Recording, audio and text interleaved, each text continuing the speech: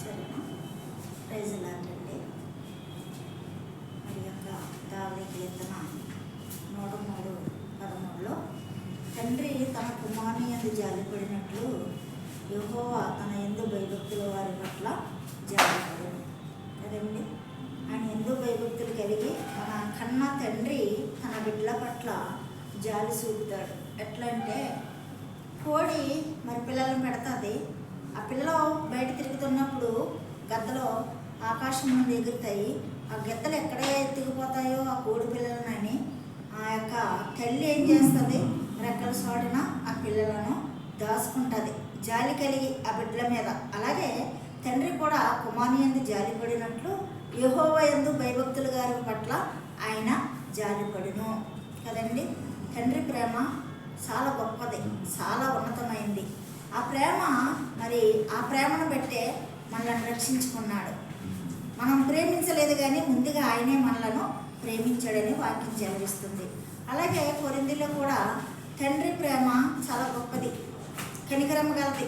మరి యొక్క తండ్రి తల్లి ప్రేమ కంటే కనికరమ గల ప్రేమని కొరింథీ పత్రికలో పౌలు భక్తుడు చెప్తున్నాడు. మరి తండ్రిని మించిన ప్రేమ యేసయ్య ప్రేమ. అయితే పౌలు భక్తుడు అన్నాడు, మరి మిమ్మల్ని మీ తల్లిదండ్రులు కన్నారేమో కానీ మరి కన్న బిడ్డలను పోషించి ఆదరించి ఆదుకొని మరి అక్కుని చేర్చేవాడు పరమ తండ్రి అని పౌలు భక్తుడు చెప్తున్నాడు. మరి అంతేకాదు ఈ యొక్క తల్లి తండ్రి ప్రేమ కన్నా మిన్నైన ప్రేమ దేవుని ప్రేమ. కాబట్టి దేవుని మనం ప్రేమిస్తే ఆయన యందు యథార్థముగా ఉంటే యథార్థం గలవారినే యెహోవా యందు భయభక్తులు గలవారినే వారి పట్లనే నేను జాలిపడతాను అంటున్నాడు.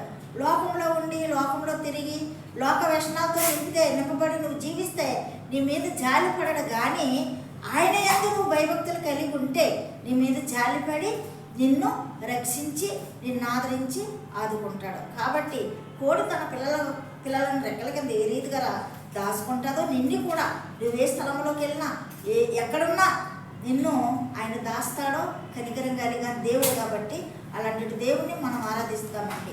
ఈ యొక్క పరిశుద్ధ వాక్యం దేవుడు దీవించుగాక. సబ్స్క్రైబ్ చేయండి, లైక్ కొట్టండి, అన్న నిమిషం మీరందరూ ప్రార్థించండి. ఆమేన్.